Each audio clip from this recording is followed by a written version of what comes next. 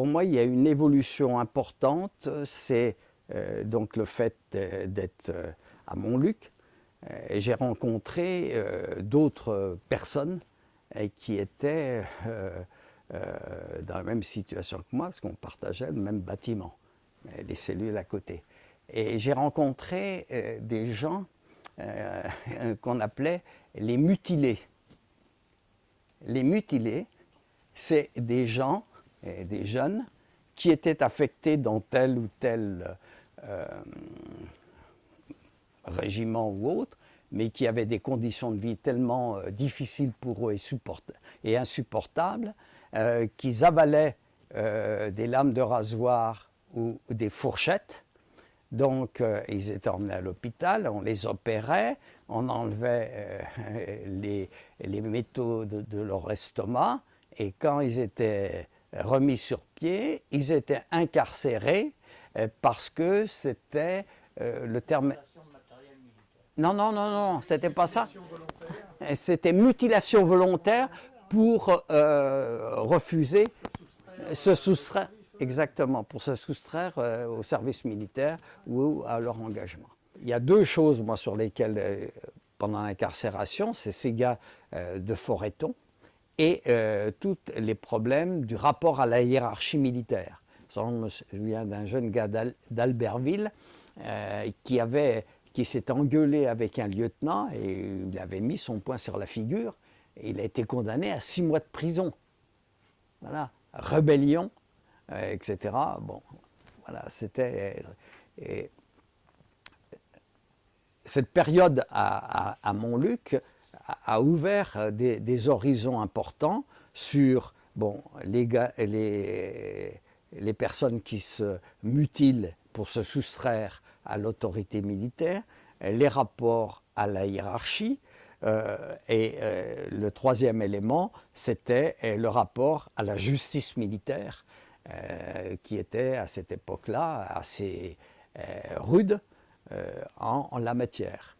Alors, à Montluc, à l'époque, on était, donc, pour ceux qui ont visité, vous voyez un peu, donc il y avait les trois niveaux, mais Montluc était une annexe de Saint-Paul à l'époque, parce que le responsable de la détention était simplement un brigadier ou je ne sais pas quoi, enfin un grade inférieur par rapport à un directeur habituel de prison. Et la caractéristique à Montluc, c'est qu'on est tous en cellules individuelles.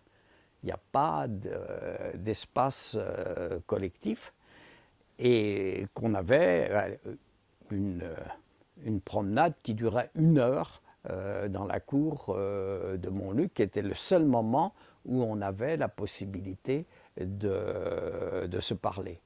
Mais ce que je me suis aperçu à Montluc, ce qui était quand même assez extraordinaire, par exemple, un certain nombre de jeunes qui étaient là étaient des jeunes de niveau de milieu populaire, par exemple, qui ne lisaient pas. Ils étaient enfermés 23 heures par jour, seuls, en cellule. Ils n'avaient pas d'activité. Il n'y avait pas d'activité de quoi que ce soit. Il n'y avait pas d'atelier comme aux autres prisons de Lyon. Il n'y avait pas de sortie de quoi que ce soit, etc. Donc il y avait un encellulement assez important.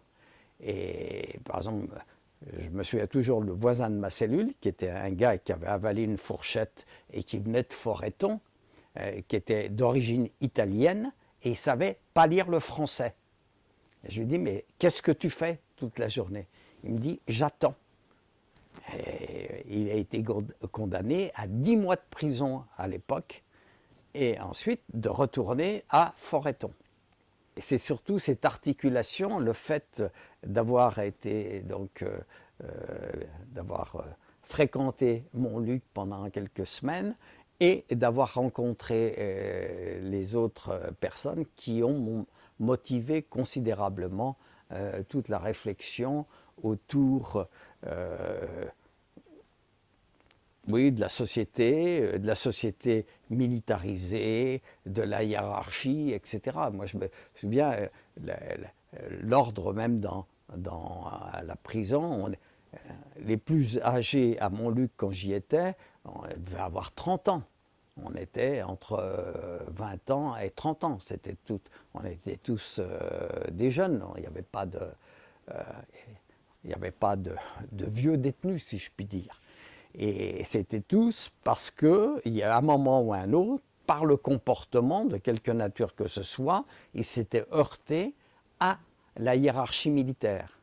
Et ce n'est pas la militarisation au sens global, c'est le rapport à une hiérarchie militaire intransigeante, refusant la discussion, imposant des règles absurdes, etc. etc.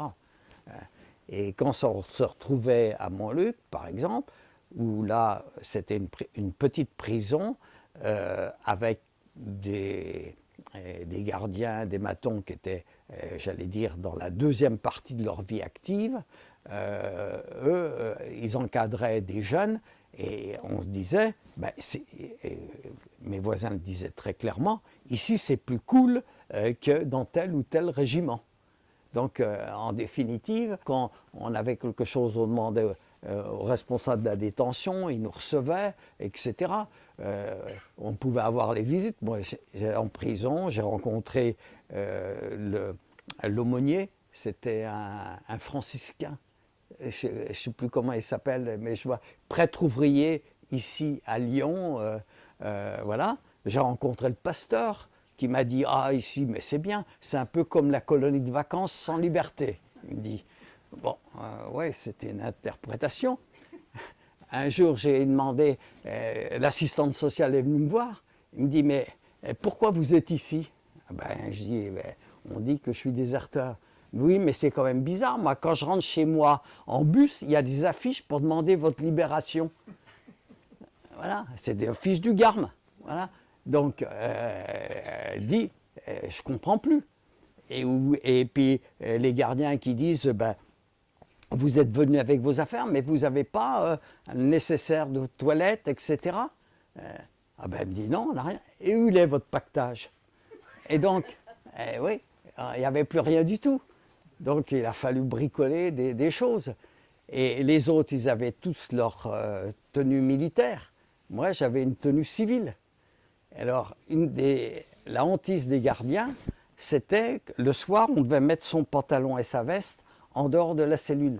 Parce que pour s'évader en pyjama, c'est plus compliqué. Et les gardiens, ils redoutaient qu'en mettant ma veste et mon pantalon sur la rambarde à l'extérieur, que ce soit volé par d'autres et que le matin, j'ai plus rien. Et donc, j'avais été autorisé à garder mon pantalon et ma veste dans ma cellule. Enfin, vous voyez un peu les choses, quoi. C'était... Voilà. Mais, enfin, moi, je trouve que ça traduisait quand même des tensions extrêmement fortes et par rapport à l'institution militaire, qui était beaucoup moins sensible. Et Montluc n'était pas du tout outillé pour accueillir des jeunes. On n'avait pas de sport, pas d'activité. Quand vous regardiez la bibliothèque, c'était Lucky Luke ou des choses comme ça. Lucky Luke pendant 24 heures, vous avez vite fait le tour, quoi. Voilà, donc c'était un peu étroit tout ça. Et moi, pendant la détention, je m'en suis à peu près récupéré pour une raison tout à fait simple, c'est que je recevais des télégrammes. Et le GARM avait lancé une campagne pour envoyer à tous les objecteurs détenus systématiquement des télégrammes. Et ça a déstabilisé les gardiens. Ils ne comprenaient pas qu'un détenu lambda, qui n'avait pas reçoive des télégrammes. Et quand le soir passait, il y avait une cérémonie pour la distribution du courrier. Moi, j'avais toujours 5-6 télégrammes entre les mains. Les autres, ils n'avaient rien. Et donc, ils ne comprenaient pas pourquoi on m'envoyait des télégrammes. Alors donc, en promenade, je leur expliquais que les télégrammes, ça voulait dire qu'on me soutenait, que je n'avais pas fait de conneries, qu'on n'est pas là parce qu'on a fait une faute, mais parce que l'institution ne reconnaît pas, etc.